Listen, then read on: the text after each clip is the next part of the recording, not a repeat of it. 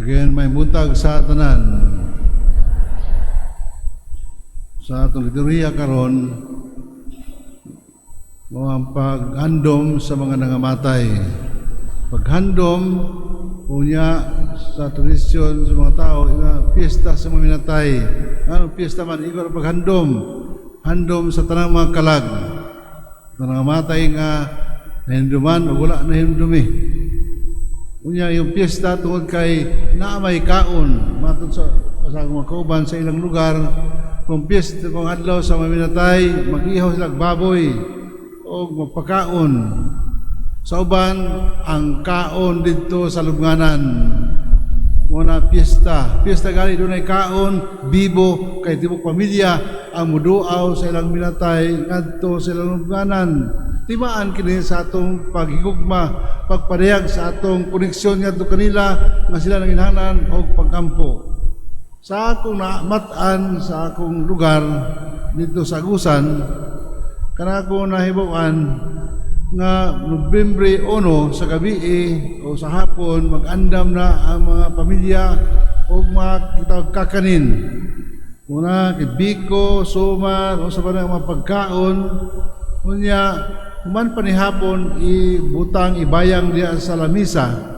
Unya, buksan ang mga pultahan sa likod, sa kusina, abli, the whole night. Aron nga naman, abliman, kung sa magparaasa mga pagkaon na sa lamisa, mga biko, suman, uwan pa nga mga pagkaon, kay kinialang sa mga binatay, sa mga patay nga mukaon. Unya nga nung ablihan man, aron sila makasulod, kini mga binatay, muna sa practice. Unya, mga ako na karon makatawa ko, pero muna ang ilang practice, sa mga question na.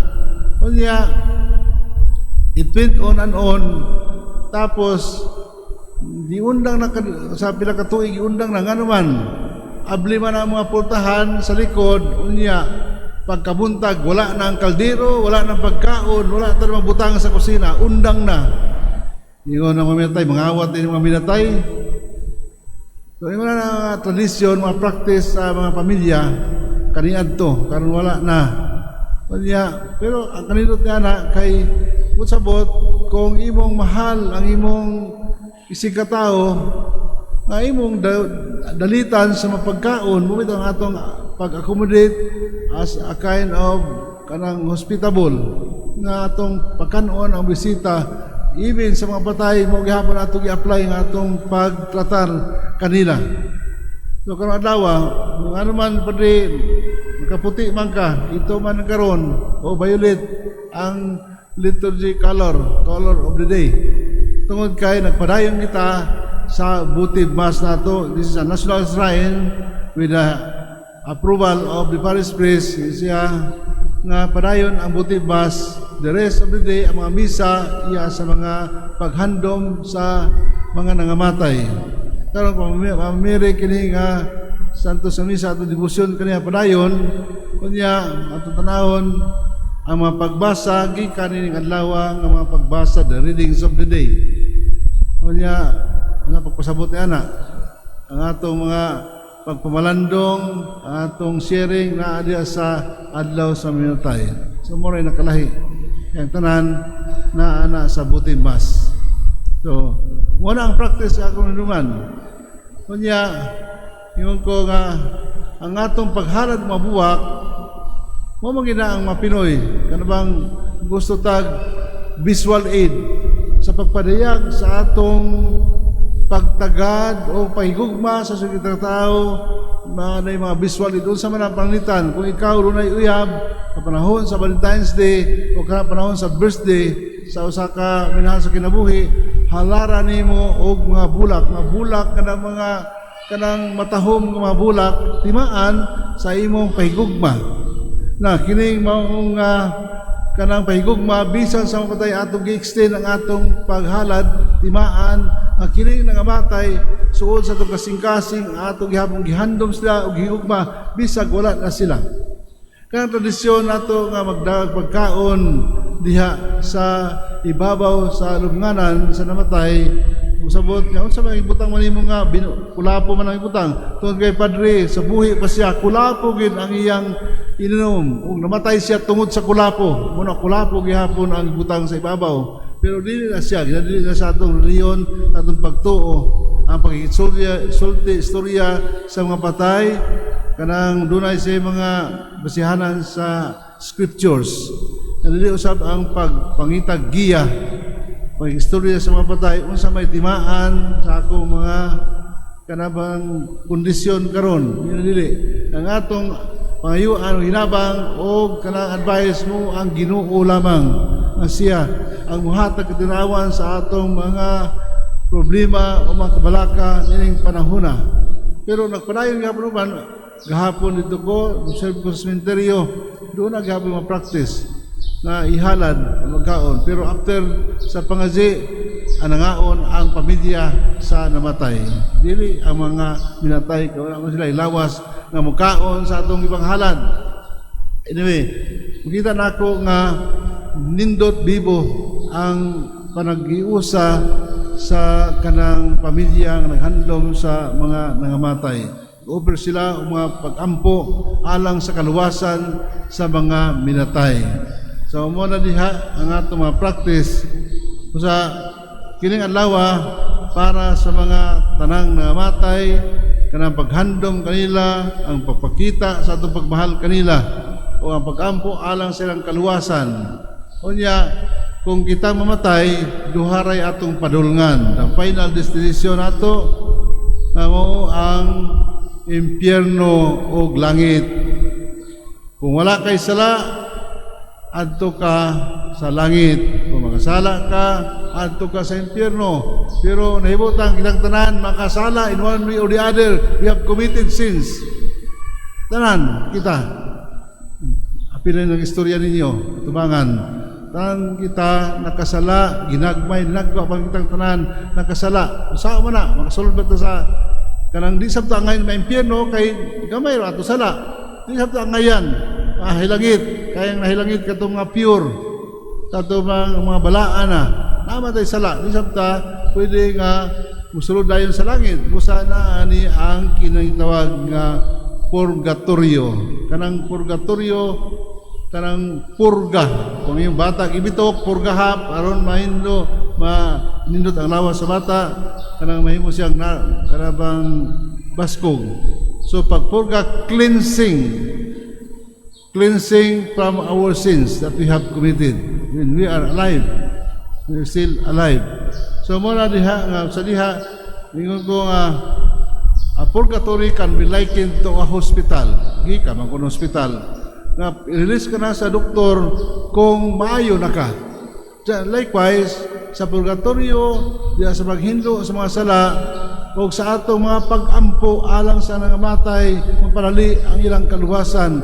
Kaya makasulod sa langit, kato lamang mga hinlo, mga pure, kato mga santos, mga balaan. So kita doon na singarian, pinaagi sa pagpasaylo sa atong mga sala, busa ang atong pag-ampo, very important para sa atong mga nangamatay.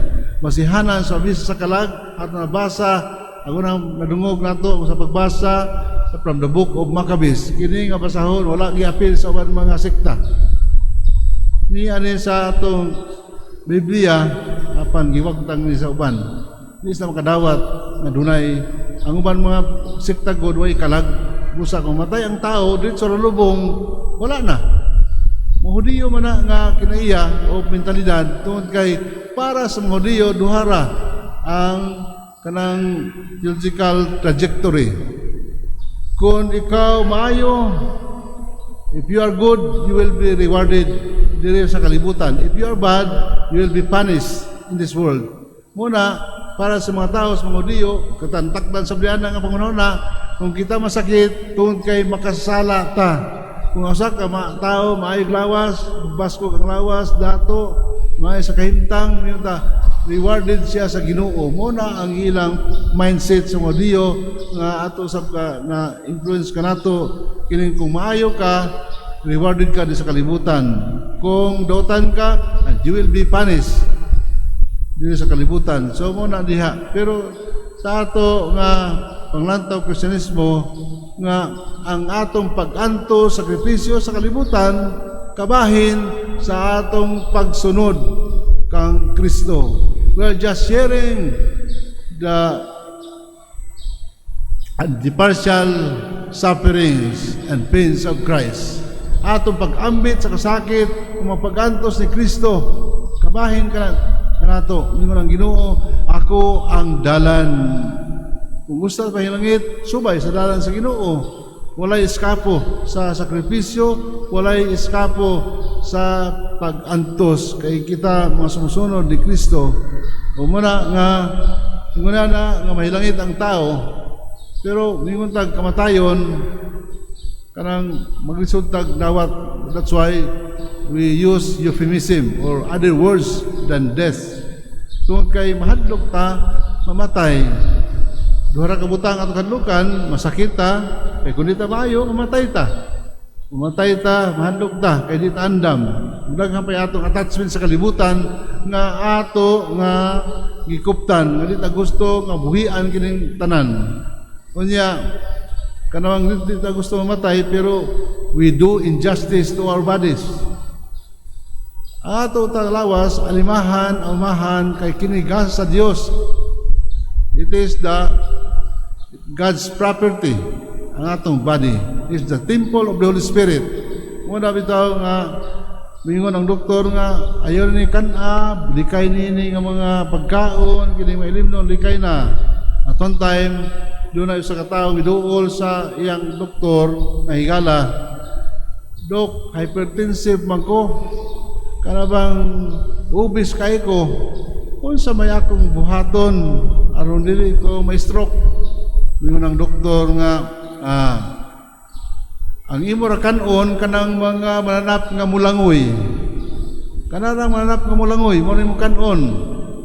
Nanluod ang iyang higala, nisipat, wala naman ang sa doktor kay di sa gusto makabuhi sa inabiyaan ng humba, inabiyaan ng litson, kanang mga fatty foods, inabiyaan. Dato sa uli sa balay ang tao. Kunya kahigala man sa doktor kutong tawhana, nabalakas siya sa kahimtang niini.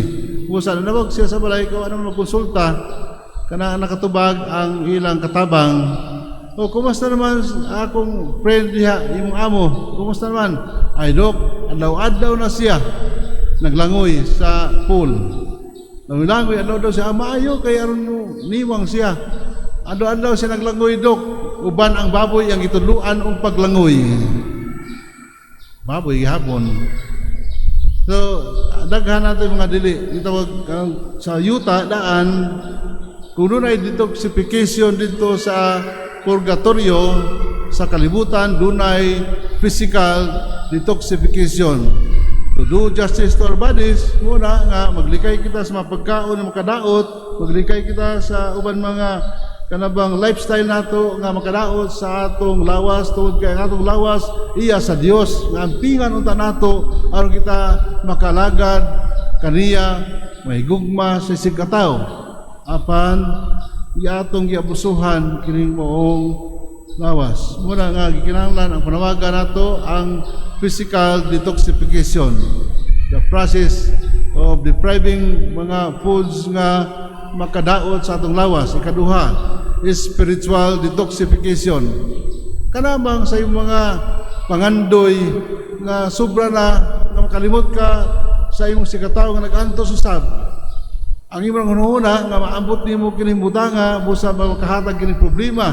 Gusto ka makaangkon og mga nindot nga balay, busa mangutang ka usa diha buhaton nimo, tanan nimong klaseng buhaton aron makabuot nimo ang imong tumong. Lisod ka na, dami na sa kanabang isutanan sa gusto.